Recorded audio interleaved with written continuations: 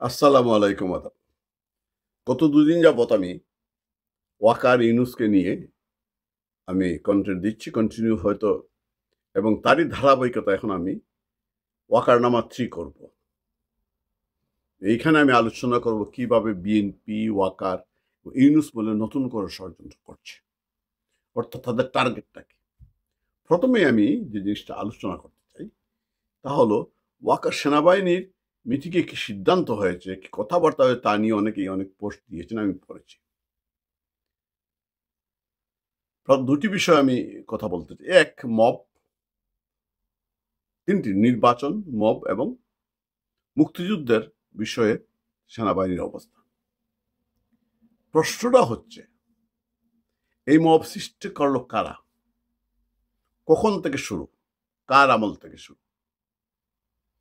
এখন মবের শিকার হচ্ছে কারা? কারা এই মদদ দিয়েছে? আমি কিছুটা কালকে আলোচনা করেছি। মবের শুরু ওয়াকারের শাসনামল, অর্থাৎ ওই যে ৩ দিনের শাসনামল। ওয়াকার বলেছিল আমরা জনগণের জানমালের নিরাপত্তা দিতে চাই। ওয়াকার কতটুকু মানুষের জানমালের নিরাপত্তা দিতে পেরেছে? ওয়াকার কি প্রতিবন্ধী তোফাজ্জুলের জানের নিরাপত্তা দিতে পেরেছে? ওয়াকার কি আসিয়ার জানের নিরাপত্তা দিতে পেরেছে? পারেনি। ওয়াকার কি বঙ্গবন্ধুর বাড়ি ভাঙচুর করতে পেরেছে? পারেনি। তাহলে ওয়াকার এই ৯ মাসে কথা রাখতে পারেনি। সে বলেছিল তত্ত্বাবধায়ক অন্তর্বর্তী সরকারকে সহযোগিতা করবে, সহযোগিতা করেই গিয়েছে, এখনো করছে সহযোগিতা বিভিন্নভাবে। এবং যেহেতু সে বিএনপি, বিশেষ করে বিএনপির কাছে কমিটেড, গোপনে হলেও কমিটেড, এবং খালেদার সাথে যখন সে দেখা করেছিল, এখন সে কমিটেড খালেদার কাছে ডিসেম্বরের মধ্যে নির্বাচন করিয়ে দেবে বা একটি নির্বাচন হবে, সুষ্ঠু নির্বাচনের কথা বলেছে। যদি সুষ্ঠু হবে না, সুষ্ঠু হওয়ার কোনো প্রশ্নই ওঠে না, কারণ আওয়ামী লীগকে বাদ দিয়ে তো নির্বাচন করা সম্ভব না। এরপরে গত ৯ মাসে অসংখ্য মব হয়েছে, সেইটা আজকে বুমেরাং হয়ে দেখা দিয়েছে। আজকে সেই মব তাদের বিরুদ্ধে, যারা মব করেছে তাদের বিরুদ্ধে আজকে মব সৃষ্টি হয়েছে।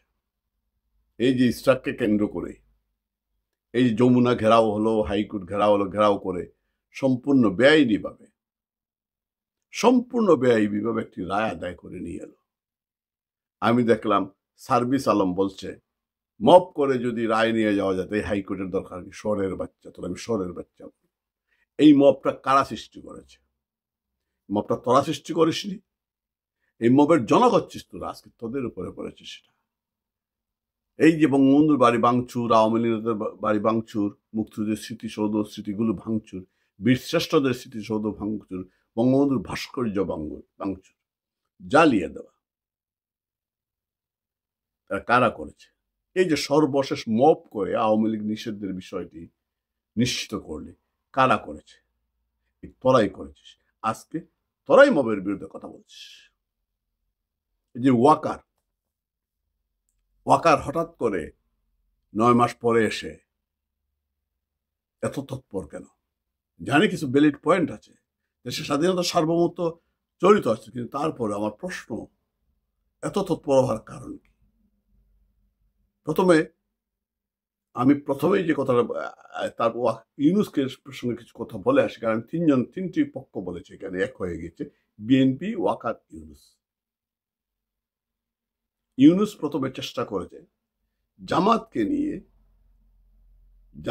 নিয়ে বিএনপির মাথায় হাত বুলিয়ে নির্বাচনের মূলা ঝুলিয়ে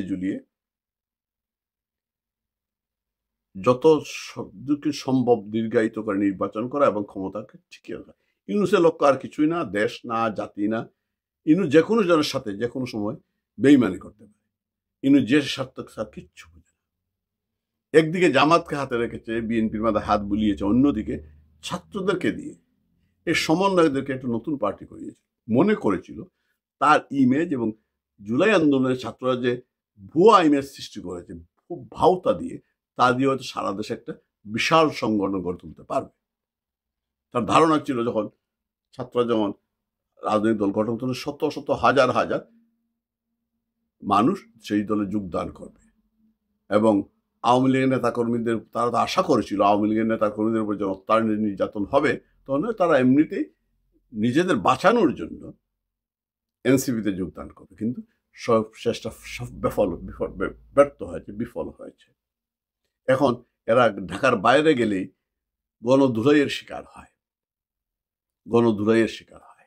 শটডাউন করেছে সার্ভিস আলম, হান্নান মানুষ শটডাউন করতে গিয়েছে, গণধুলাই খেয়েছে। নাহিদ গণধুলাই খেয়েছে, কেউ পাত্তা পায়নি। আক্তার তার এলাকায় গিয়ে মিছিল করেছে, ব্যান্ড মিছিল, পাত্তা পায়নি। শুধু ইউনূস এই জায়গা তো ফেল করেছে। তাই সে এখন নিজেকে টিকিয়ে রাখার জন্য নতুন ষড়যন্ত্র শুরু করেছে। অন্যদিকে ওয়াকার বা সেনাবাহিনীর যারা আজকে মিটিং করে সিদ্ধান্ত নেন, সরকারকে হুমকি দেন, ডিসের মধ্যে নির্বাচন করতে হবে, মুক্তিযুদ্ধের বিরুদ্ধে কোনো অবস্থা নিলে সহ্য করা হবে না। বাকি আছে কি মুক্তিযুদ্ধের প্রায় সব স্মারকগুলোই তো জ্বালিয়ে পুড়িয়ে ভেঙে দেওয়া হয়েছে। ইতিহাস বলতে কিছুই নেই, মুক্তিযুদ্ধের ইতিহাস বিগড়ে দেওয়া হয়েছে। বঙ্গবন্ধু জাতির পিতা, সাংবিধানিকভাবে এখনো উনি জাতির পিতা, তার বাড়ি ভাঙচুর করা হচ্ছে, ভাস্কর্য ভাঙচুর হচ্ছে, তার নামে ইচ্ছা মতো কুৎসা রচনা করা হচ্ছে, পাঠ্য পুস্তকে তাকে বিকৃত ব্যবস্থাপনার চেষ্টা করছে, থাকলোটা কি? সুতরাং সবকিছু শেষ করে সে বলবেন আমরা সহ্য করব না। এই 9 মাস তো সহ্য করেছেন, এই জন্য বাদ দেন। মবের বিরুদ্ধে বললেন যে এই যে আজকে ঢাকায় যে পথে যায় মব করেছিল আসিফ মাহফুজ মবের সৃষ্টি করেছিল, সেই পথে আজকে তাদের পদত্যাগের দাবিতে বিএনপি এইখানে দলীয়ভাবে না আসে, ইসরাককে নিয়ে এসেছে ইস্যু করে, এটা অন্য ইস্যুতে মাঠে নেমেছে। এইখানে সবই হচ্ছে মেটিকুলাস প্ল্যান। অর্থাৎ সব কথার শেষ কথা হচ্ছে বিএনপিকে আপোষ করে ইউনূস, ওয়াকার একটা নির্বাচন করে বিএনপিকে ক্ষমতায় নিয়ে আসতে চায়। ফর্মুলাটা আমি যতটুকু শুনেছি, ইউনূস নাকি লন্ডন আসবে, এসে তারেকের সাথে গোপন বৈঠক হবে, এবং সেই গোপন বৈঠকে তারেকে একটা ফর্মুলা দেওয়া হবে, যেটা জামাত ইসলামের আমির চুম্মা শফিক লন্ডন এসে দিয়েছিল, যে চুম্মা শফিক এবং তারেককে প্রধানমন্ত্রী করে, চুম্মা শফিক হয়তো প্রেসিডেন্ট, তারা সরকার গঠন করবে। যে তারেক সেটা মেনে নেয়নি, কারণ জামাতের মুনাফিকি তারেক ধরে ফেলেছিল, সেই প্রস্তাবে তারেক রাজি হয়নি। এখন সেই প্রস্তাবটা নিয়ে আসবে ইউনূস। যতটুকু ধারণা করা হচ্ছে যে তারেক প্রধানমন্ত্রী, ইউনূস রাষ্ট্রপতি। ইউনূস হচ্ছে তার পট্টা থাকলে এলো দেশগুলো আগে আমি বলেছি। এইখানে ওয়াকার, কারণ সেনাবাহিনী বেসিক্যালি বিএনপির সমর্থক। আওয়ামী লীগ সরকার তাদের জন্য এত কিছু করেছে, শেখ হাসিনা তাদের এত কিছু করেছেন। এই যে মুক্তিযুদ্ধের কথা বলে, স্বাধীনতা সার্বভৌমত্ব রক্ষার কথা বলে, এই দেশটি স্বাধীন করেছে আওয়ামী লীগ। এতই যদি দরদি হও, তোমরা কি বুঝতে পারো নাই 5ই আগস্টের আগে দেশের স্বাধীনতা সার্বভৌমের বিরুদ্ধে কিরকম ষড়যন্ত্র হচ্ছে?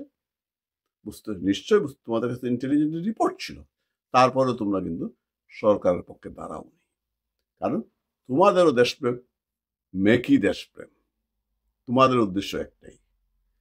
তো ওয়াকারও যদি এই যে ডিসেম্বরের মধ্যে নির্বাচন করতে হবে, এত জোর দিয়ে এখন বলছে, এই যে মিটিং করছে, এরা কিন্তু আওয়ামী লীগ নিষিদ্ধ হওয়ার আগে বলেনি, এখন বলছে। কারণ এখন মাঠ থেকে আওয়ামী লীগ আউট, অর্থাৎ আওয়ামী লীগ কার্যক্রম নিষিদ্ধ, নিবন্ধন স্থগিত।